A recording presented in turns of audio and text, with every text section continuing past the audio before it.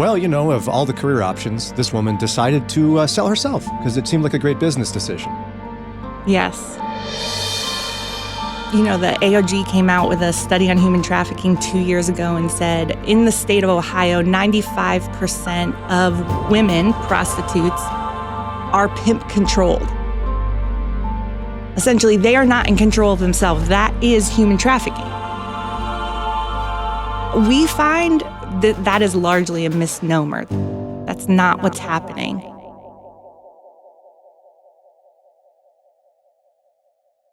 You know what we about to do? We about to get real. We about to have conversations that Christians have behind closed doors, the scary, raw ones, the ones that make you feel uncomfortable. That's where we going. Why? Because we're family. Ustedes son mi familia. And so this is the Brian and Janelle podcast. She's Janelle and I'm Brian. And if you don't want to miss anything, all you got to do is just hit subscribe and get that notification whenever we drop a new episode. The Brian and Janelle podcast. Alicia Lay is Director of Safe Housing at Rehab Ministries. Thanks for coming in, Alicia. Yeah, thanks for having me. Alicia, Rehab Ministries, for those who aren't familiar, give us kind of like the elevator speech / cliff notes of what Rehab is all about. Yeah, so we started in the city of Akron 16 years ago by our founder, Becky Moreland, who just started walking the street to build relationships and share love with who at the time she said were the prostitutes. And over the years, what we found out is that that is largely a misnomer, the women on the streets who are just selling themselves. This is actually a long exploitation of women that's happened since the beginning of time, and that these aren't prostitutes, these are prostituted women. These are actually victims of human trafficking.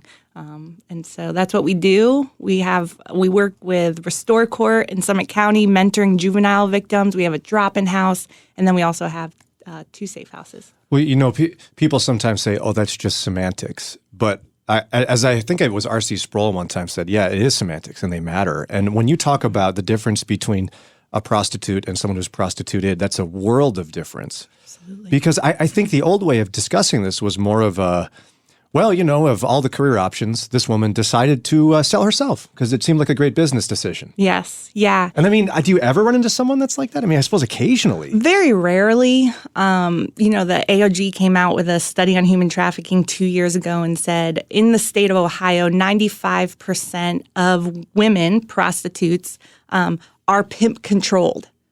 Essentially, they are not in control of themselves. That is human trafficking. Yeah. So we find that is largely a misnomer. That's not what's happening. And so for those who are living, like me, a protected Christian life, when you say that they are people who are controlled by their pimp, what does that mean? Like they just go, I'm sick of this, I want to leave. And they go, okay, see you later. Right, exactly. You laugh, but people would just go, why don't you just stop? Yeah, we get that all the time. Like, well, how did they get out? And I think that's largely has to do with this misidentification of what human trafficking is. If we think of human trafficking as the girl who's like in the cage or chained to the basement or handcuffed to the bed, we're going to miss it. That's not largely what it looks like. And so they're out there, they're walking the streets. They're, I always say, it's largely a state of mind. Captivity is largely a state of mind and less a physical reality. Yeah. So what keeps them bound? Yeah, lots of things. Fear, the fact that they're in fraudulent relationships. Many of our women, we had a woman, we work a lot with FBI, Homeland Security, the task forces around the state. One of our women were taken out of a hotel room.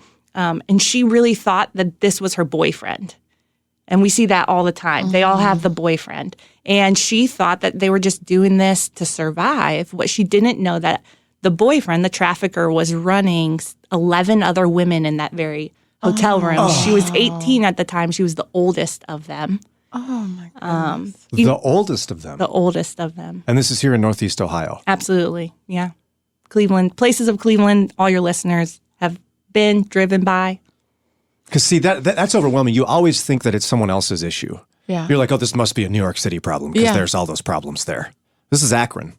Yeah. This is Canton. And you're saying motels full of these girls. hotels, Oh, my houses goodness. Yeah. that we drive by all the Goodness time. sakes. And you know what? I'm not a guy. It takes a lot to move me because I'm so cynical. I got to be honest. Like if I watch a movie, I'm like, well, that was touching. I'm not going to be there like sobbing or something. Yeah.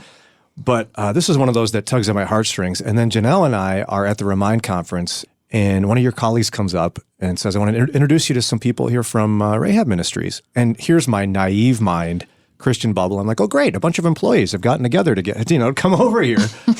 And I'm like, Listen to some Robbie. right. Yeah. Let's go as a group, as an outing. And it took me a minute to realize, no, I was being introduced to some women who have been set free from trafficking right in front of me. And again, this is that naivete. Couldn't have picked them out of the crowd. And one of them, you said. Yeah.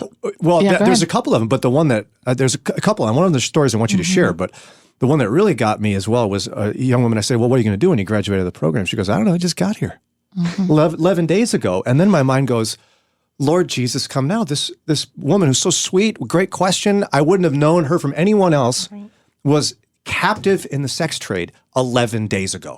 Yeah. And it it's breaks- overwhelming. I mean, Yeah. we pick women up that it's like a few hours ago, they were being sold for sex. And here they are I'm driving with them in the car. Do you feel that still, that level of like, I don't know if I want to cry or punch somebody or... Absolutely.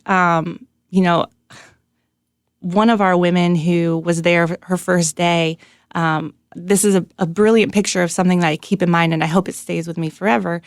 She's in the driveway. We have a really long driveway in the woods, and it's super hot as it's been. And she's just crying like, I want to go home. I want to go home. And the reality is she has no home.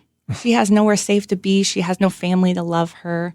And I asked if I could approach her, and she just melted into my arms. She's like a snotty, sweaty mess. And that's the picture that I keep with me every day, that yearning for our home, the one day that when Jesus will come back, that there will be no more pain, suffering, trafficking.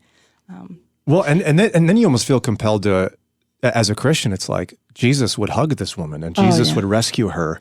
And yet I get mad and embarrassed that I live in a world that experiences so much affluence that I can live my everyday life and not even know this is happening.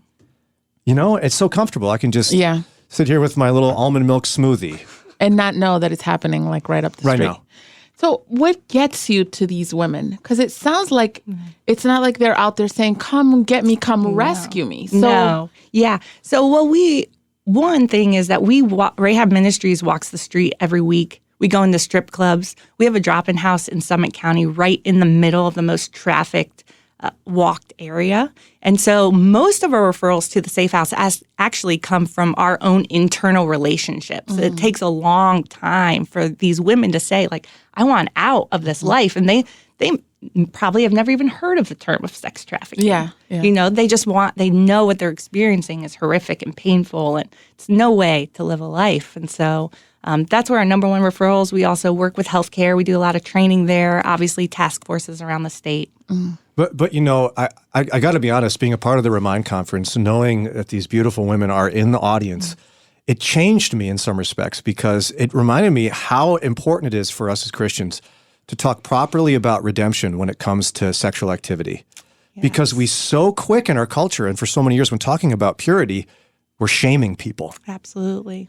And in fact, I remember there was a question that was texted in to the team from Ravi Zacharias that was essentially like, what do we do with those people who are sexually, immoral? I know. And I'm like, I'm up there steaming because I'm like, don't you know you're asking this insensitive question, those people, they're right here. Yeah. And the beautiful response of redemption is there. But we've got to be proper in how we discuss redemption in light of this, right? It's the famous Matt Chandler example about the rose that's passed around the junior high room, illustrating all the woman who has sex with everyone. And the guy up front is like, who wants this rose? It's all raggedy and stuff. And Matt Chandler is like, Jesus wants the rose. That's the whole point of the gospel. Yeah, Jesus does. Yeah. He'd raise his hand and say, I want that. Absolutely. And we are so quick to teach this so poorly and ignorantly that women that are beautiful in God's eyes and saved and redeemed by the blood of Jesus could walk in anywhere to a Christian small group or something and feel totally shamed. Yeah. when we are no different than them. And it should rock our world, and it should change how we view discussing these kind of issues. Because if you think every time you discuss purity, assume someone in that room was caught in trafficking, because that person didn't make this choice. This wasn't a choice. Right. How horrible ought we to feel if we improperly handle this? Yeah. We try really hard to make a community here on this radio show. It's not just Ron and Janelle and Kelly and me. We try to make it about everybody, that we have calls come in, we all minister to each other. And, we naively think what's happening is that, Jenny Johnson's out there and she's in Berlin and she's making her breakfast. And that's basically who our listener is. And Alicia's here for a lot of reasons, but one of them is to share a story here about the difference, friend, you are making through this radio ministry in the lives of women caught in trafficking. Because I had somebody come up to me in the midst of the Remind conference and tell me a story that I just about totally melted. Yeah. So can you tell us what's going on with that particular testimony? Absolutely. And first I want to say that our women at the Safe House are always listening to Moody Radio. We have 1,000,001 appointments. We're driving everywhere. It's always on. It's encouraging. The sermons, the songs. This morning show is just a place we love. And so we say thank you for that. One particular resident had just a crazy story of, in the midst of her trafficking in a city very nearby, she was in a home at gunpoint, stuck in a room. There were multiple women being run in this house, but she had a room. There was nothing but a bed and a radio. And she would listen to 103.3 WCRF. And she would always say, like, when the happy clappy music came on, I turned it off. I couldn't listen to it.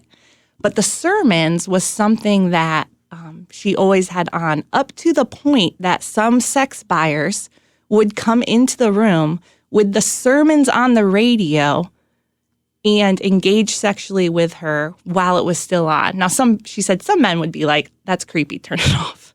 Right, as they're like committing their sin, they don't want to hear the sermons. She had gotten to a point where one day one of the buyers had gone out to use with the guys and left his gun. I don't know if she explained this to you. No, she didn't. And she was at the end of herself, to the point that she was getting ready to kill herself. And it was actually this morning show that was on. In particular, it was Kathleen at the time, and her voice, God used her voice very specifically as this woman is getting ready to be like, I'm over it. And the part of her voice was the joy. And she said, if someone could experience that joy, I think I could too. And she didn't kill herself that morning. The next day, when another woman was using the room, she'd get locked in the closet, like in the room, being locked in the closet. And she found an old cell phone that had no service in there, but she knew that she could call 911, even though there was no minutes. The very next day, she called 911 and got out and came to our safe house. So she's an amazing woman. It's an amazing story of redemption that this radio show had a huge impact in her healing, her hope, her life. And may to God be all the glory for that. Because, we don't show up here thinking that's happening. We play a song and we're like, well, that was scheduled. But God just used it in some way. Absolutely. And friend, when you support this ministry and when you're just even a part of it prayerfully and listening to it every morning, you didn't even know that was happening. Right. Woman held captive at gunpoint in sex trafficking. Her life was literally rescued because of what you're a part of here. And I can't do anything but just say to God be all the glory for that. And I'm just so grateful that not only you all would share that story with us, but just that we'd have a chance to know more about it. Because I got to tell you, this is that moment too where, I feel more pressure. When like your wife or your mom or something is listening, or your best friend, you feel pressure. But now it's like the Lord has blessed us with this privilege, Ron and Janelle, to talk to someone held captive right now. Yeah. And when you say, I can understand feeling the pressure, but it also humbles you because in spite of not knowing how God used you and Kathleen in such a powerful way. So it just shows us it ain't you. It's not. It's not me. It's not Ron. And it just humbles you to know, like, wow, it's God working through this ministry. So that's just awesome, and it's humbling. And knowing that there are probably a bunch of women huddled around a radio right now because they know you're here, you are beautiful. Yeah. And you are redeemed, and we are just like you. We are broken, and Yes, we've experienced absolutely. the saving power of Jesus Christ, and we are so glad you're part of this listening family. And may you know that we love you, and we know you're with us, and we're so glad you are. And trust me, we're a mess. The joy that connects with them, because I'm sure Kathleen would testify to this, and we all do here. We try to share our brokenness, and how the joy is in Jesus, and how you can feel the joy in spite of, we all have different messes, but in spite of the mess, because, it's joy in Jesus. So that's what bonds us together. Yes. And the pressure not only for all of us. Yes. Not everyone we see is in physical captivity, but the spiritual captivity that we come in contact with every day at the store, at our work, yes, everywhere. And people who need to hear you are forgiven. Yeah. And to you in your car at home who are touched by that story, and to you who are in Rehab Ministries sitting there, you're forgiven. Isn't that beautiful? If God can forgive me, Lord knows he can forgive you.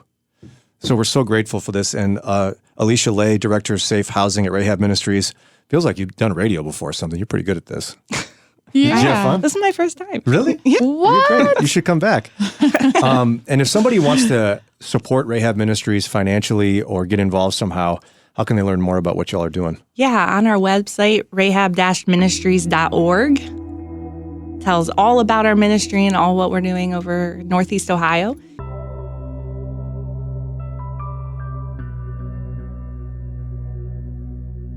Hey, hold up. Where are you going? You know you liked your time with us. You want more. So look down, hit that button right there, subscribe, and you'll get updated episodes, and then you can hang some more. And guess what? You can help us. How? A 5-star rating. Guess what? You can also hang with us live, weekdays 6 to 9 a.m., interact with us, talk with us, download the Moody Radio app. Or at brianandjanelle.org. And we don't put all this together all by ourselves. There's some great people behind all this production. We want to thank Ron Eastwood, Kelly Ryder, Paul Carter, Doug Hayner, and our awesome and fearless leader, Josue Villa. And finally, this podcast is a production of Moody Radio in Cleveland, a ministry of Moody Bible Institute. Well, Brian, that's a wrap. Yep.